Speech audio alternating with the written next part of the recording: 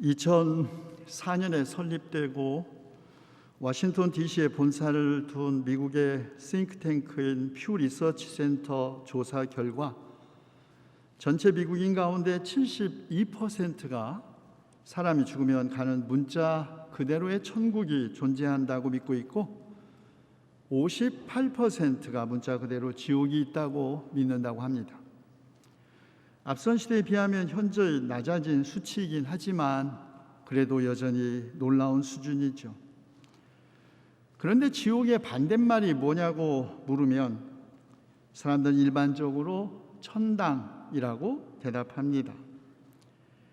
사람이 생전에 지은 죄업으로 죽어서 가는 지하의 감옥, 지옥으로 영원히 고통과 징벌을 받는 곳으로 선하게 산 사람들이 사후에 들어가는 하늘에 있는 집 천당과 반대되는 개념이라는 것이죠.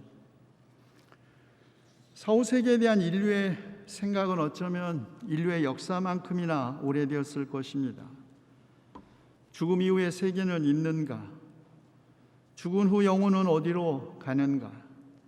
생전에 착한 일을 많이 한 사람은 천당에 가고 나쁜 일을 많이 한 사람은 지옥에 가는가? 지옥은 영원히 꺼지지 않는 불구덩이이고 살을 파먹는 구더기들도 죽지 않는 곳인가? 선행이 심판의 기준인가? 아니면 믿음이 기준인가? 부활이란 무엇인가? 시체의 소생인가? 아니면 영혼 불멸인가? 몸의 부활인가? 이런 수많은 질문들은 종교인들만이 아니라 철학자들도 씨름해 온 주제였습니다. 그 가운데 가장 잘 알려져 있고 서양 정신사만이 아니라 2000년 그리스도교 역사에 결정적인 영향을 끼친 인물의 사후 세계관 소크라테스입니다. 그에게 죽음은 둘 중에 하나입니다. 죽음은 일종의 소멸이어서 죽은 자는 아무것도 자각하지 못하거나 아니면 사람들이 말하듯 죽음은 일종의 변화이고 혼이 이승에서 저승으로 이주하는 것입니다. 그리고 만약 죽으면 아무 지각도 없어 죽음이 꿈도 꾸지 않는 잠과 같은 것이라면 죽음은 놀라운 이득임에 틀림없습니다. 그의 마지막 법정, 그가 독약을 들고 죽기 전 한 그의 변론의 하나입니다. 소크라테스가 이해하는 사후 세계의 또 다른 가능성, 그것은 죽음 후 재회가 이루어져 자기보다 앞서간 이들을 만나 실컷 수다를 떨게 되리라는 것입니다. 또한 죽음이 이승에서 저승으로의 이주와 같은 것이라면, 그리고 사람들 말처럼 죽은 사람은 모두 그곳에 있는 것이 사실이라면, 배심원 여러분, 이보다 더 큰 축복이 어디에 있겠습니까? 만약 누가 이곳에 자기를 지금 사형으로 선포하는 재판관들을 말하는 것입니다. 자칭 재판관들에게서 벗어나 저승에 가서 그곳에서 재판한다는 미노스, 라다만티스, 아이아코스, 트리프톨레모스 같은 진정한 판관들과 그리고 이승에서 올바르게 살았던 다른 반신, 절반의 신들이죠, 모두 만날 수 있다면 그것이 실망스러운 이주일 수 있겠습니까? 또한 여러분 가운데 누가 오르페우스, 무사이오스, 헤시오도스, 호메로스와 함께 할 수 있다면 그 대가로 얼마를 내겠습니까? 이런 이야기들이 사실이라면 나는 몇 번이고 죽고 싶습니다. 그의 변론입니다. 아테네의 철학자였던 소크라테스에게 죽음은 그리스 문명을 낳은 위인들과 대화할 기회가 생기는 것을 뜻하는 것이죠. 그러므로 죽음은 두려워하기는커녕 기꺼이 받아들여야 할 일이고 불멸하는 영혼의 안녕에 오히려 집중해야 한다고 말한 것입니다. 소크라테스의 죽음과 관계된 또 다른 유명한 이야기가 있습니다. 이제 독배를 마시고 독이 점점점 온몸으로 퍼져 심장까지 마비되기 시작하자 그는 천으로 자기의 얼굴을 가렸습니다.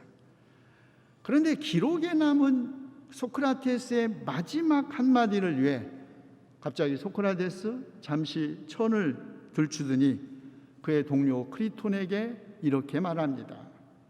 크리톤, 우리는 아스클레피오스에게 수탉 한 마리를 빚지고 있네. 잊지 말고 그분께 빚진 것 꼭 갚도록 하게. 알겠나?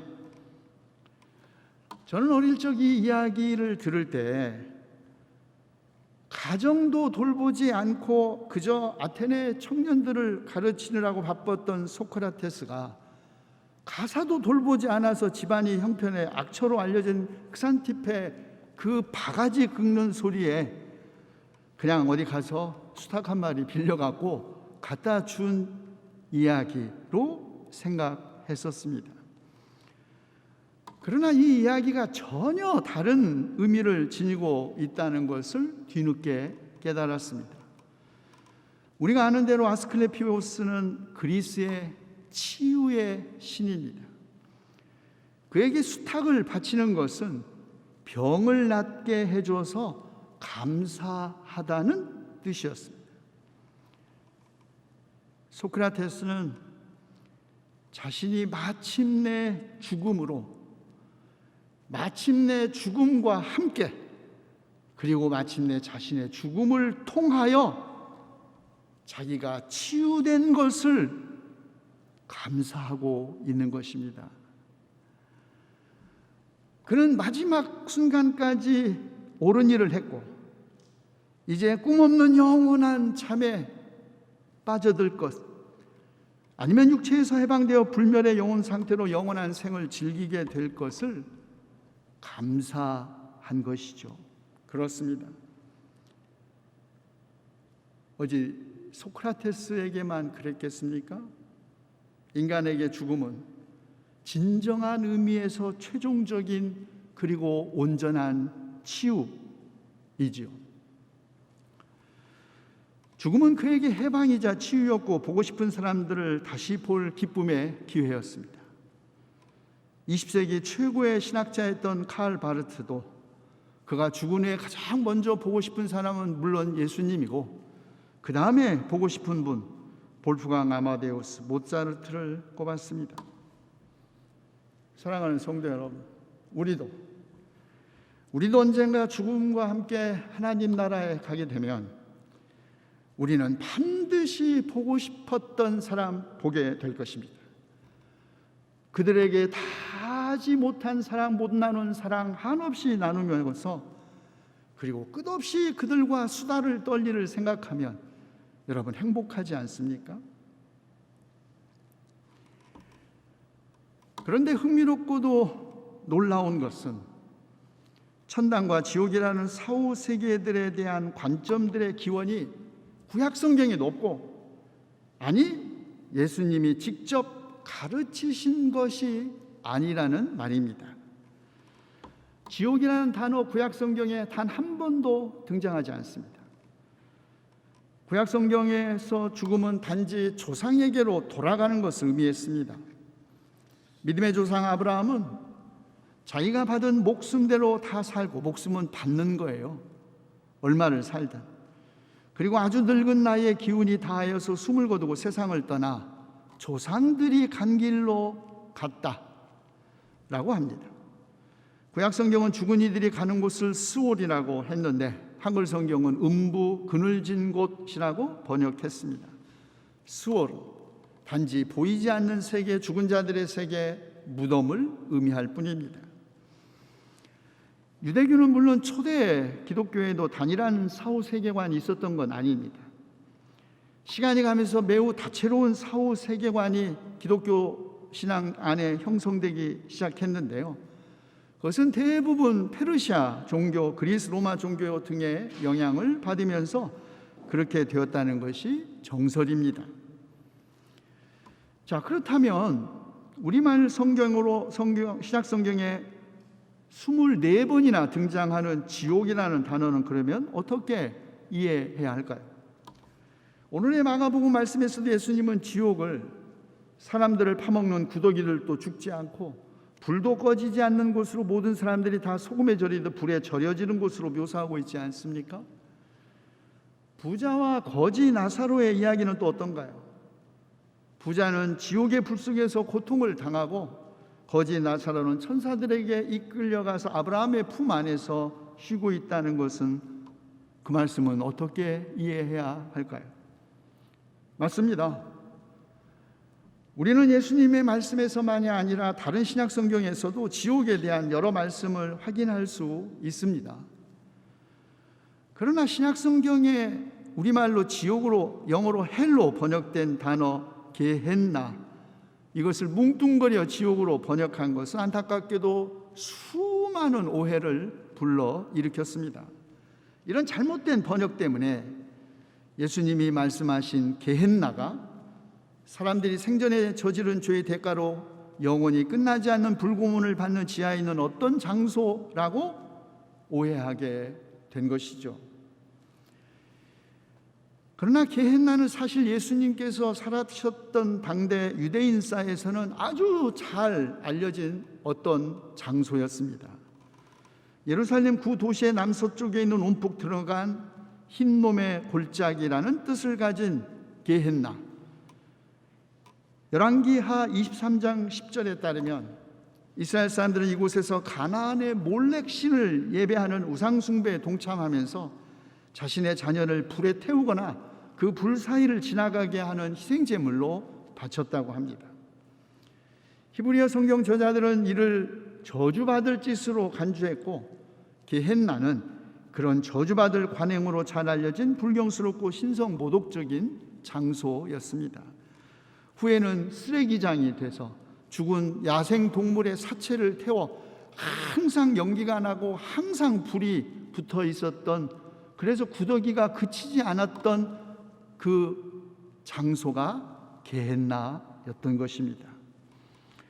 그리고 이런 우상에게 바치는 희생제의로 인해 인간을 희생제물로 바쳤던 이 계곡, 지하세계로 들어가는 문으로 간주되었던 것입니다. 예언자 예레미야는 희생제의를 비난할 뿐만 아니라 바빌론 사람들이 살해한 악한 자들의 시체가 그곳에 버려질 것이라고 예언하면서 지속적으로 이 계곡 게헨나를 사망과 심판과 연결시켰던 것입니다. 그러므로 예수께서 게헨나를 언급하셨을 때에는 고문이 아니라 절멸, 완전한 소멸이라는 바로 그런 의미의 심판을 염두에 두고 있는 것입니다. 예수님이 마태복음서 10장 28절에서 몸은 죽여도 영혼은 능히 죽이지 못하는 자들을 두려워하지 말고 몸과 영혼을 능히 게헨나에 멸하실 수 있는 일을 두려워하라고 하셨을 때에도 하나님께서 우리의 영혼을 단순히 죽인다 말씀하지 않고 멸한다, 절멸한다라고 한 것을 주목해야 합니다. 지옥은 고문으로 고통받는 지하세계 공간이 아니라 완전한 소멸, 다시 죽을 수도 다시 태어날 수도 없는 완전한 소멸을 의미한 것입니다. 그러므로 지옥에 대한 반대 개념은 천당이 아니라 생명인 것입니다. 예수님은 영원한 고문과 영원한 상을 혹은 영원한 불행과 영원한 행복을 대비시키고 있는 것이 아닙니다. 생명의 반대는 고문이나 불행이 아니라 죽음이지요. 그리고 그 죽음, 되돌릴 수 없는 죽음이라는 점에서 영원한 벌입니다. 그러나 예수님은 곧 임박한 하나님 나라에 대한 소망 가운데서 이른바 종말론적으로 사셨기 때문에 사람 개개인이 죽는 순간 그가 어떻게 될 것인지 거기에 초점을 두지 않으셨습니다.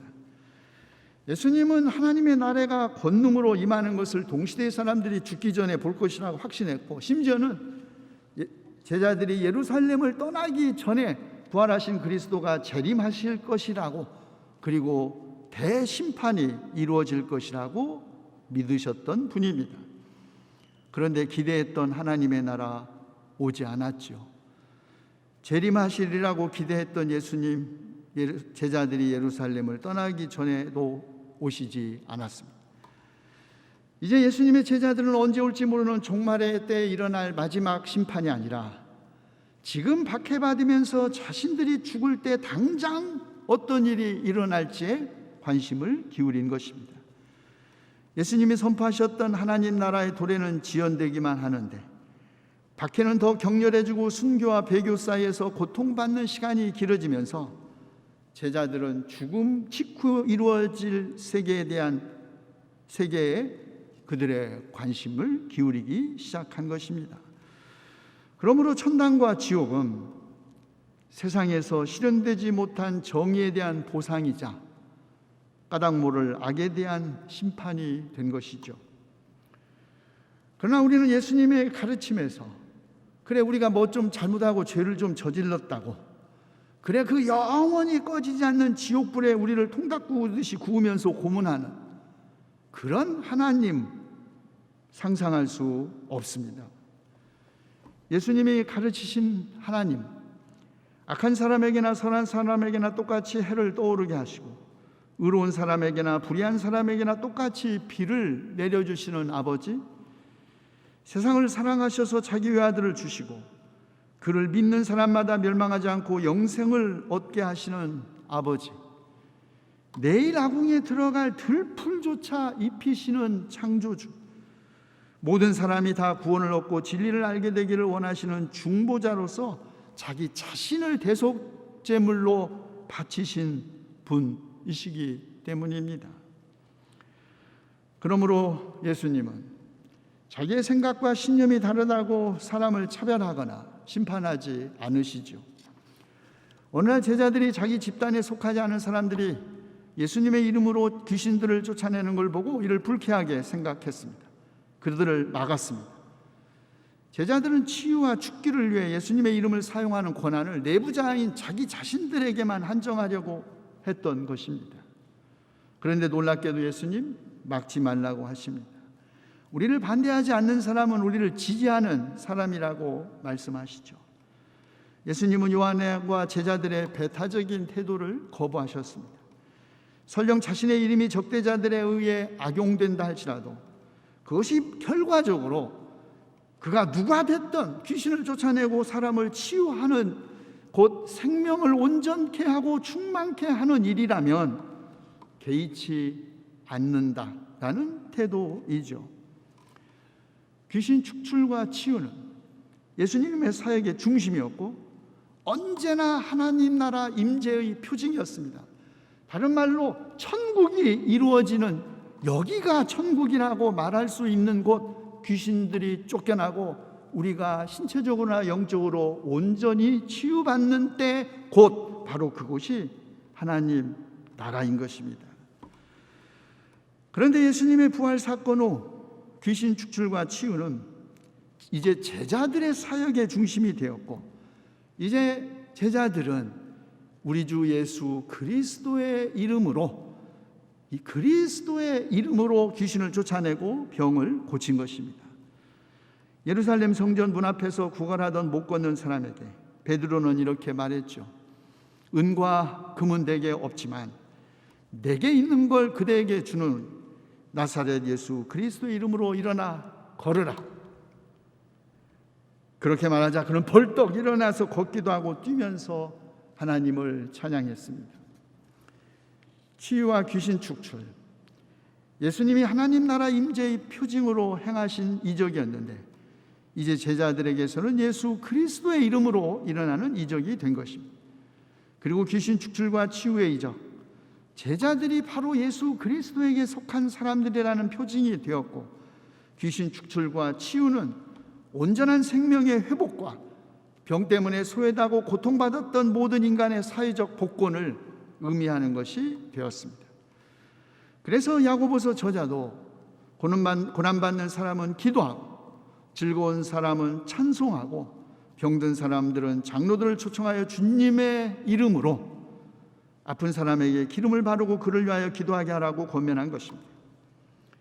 야고보서 저자는 육체적 치유와 정신적 강건함 그리고 죄의 용서라는 영적 회복을 포함하는 총체적인 인간 이해를 가지고 있습니다.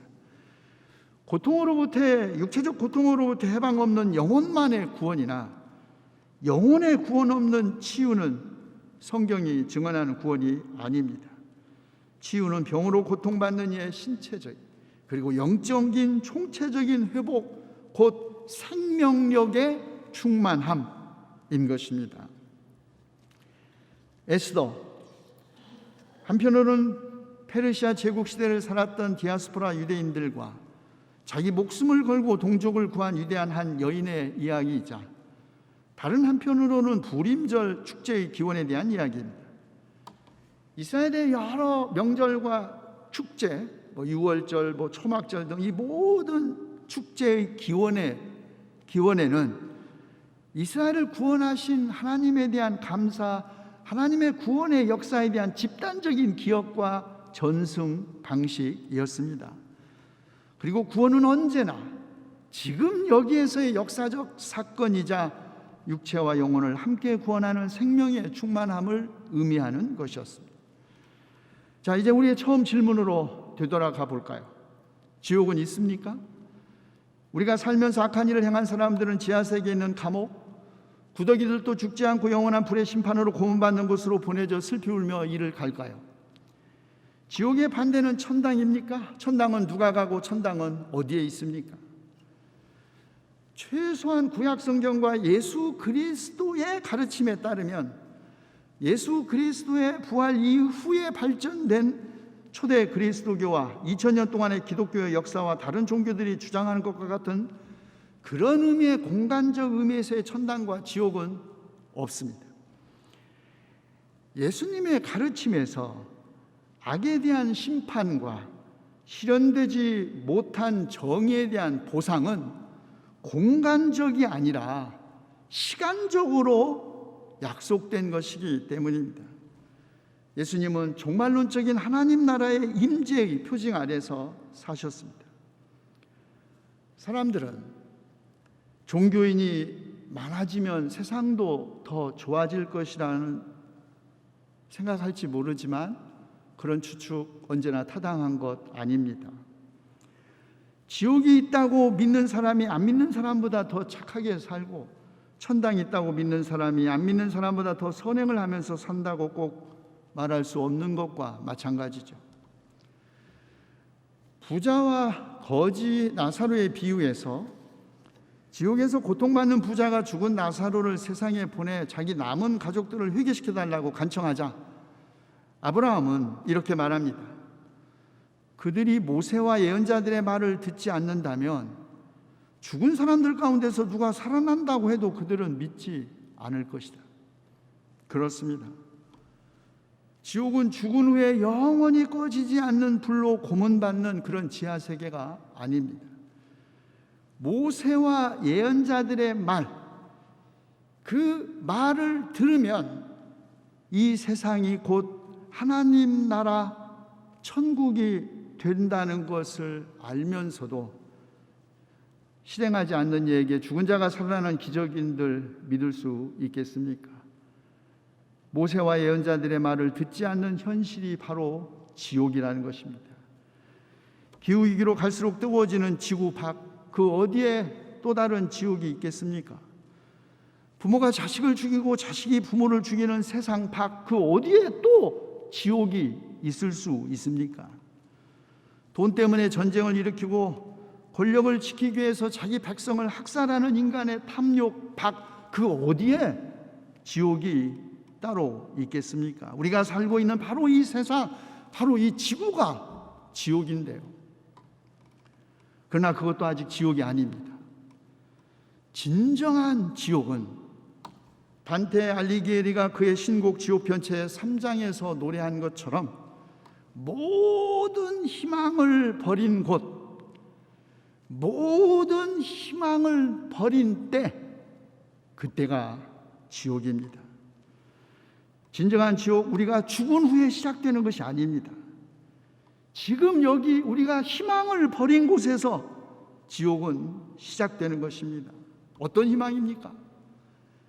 우리의 삶이 주님의 은혜 안에서 다시 시작될 수 있다는 희망. 우리 같은 사람도 변해서 새 사람이 될 수 있다는 희망, 우리가 이 악한 세상을 바꿀 수 있다는 희망이 사라진 때, 그 희망 사라진 곳, 바로 그곳이 바로 그때가 지옥인 것입니다. 기도합시다. 우리가 고난받을 때 기도하게 하시고, 우리가 즐거울 때 주님을 찬송하게 하시며, 의인의 기도로 병든 우리를 낫게 해주시는 주님, 우리가 이 세상을 지옥으로 만든 죄를 고백하오니 우리 죄를 용서하시고 우리를 일으켜 주시어 지옥 같은 이 세상 주님의 나라로 만들게 하시고 우리를 영원한 생명의 길로 인도하시옵소서. 우리 주 예수 그리스도의 이름으로 기도하옵나이다. 아멘.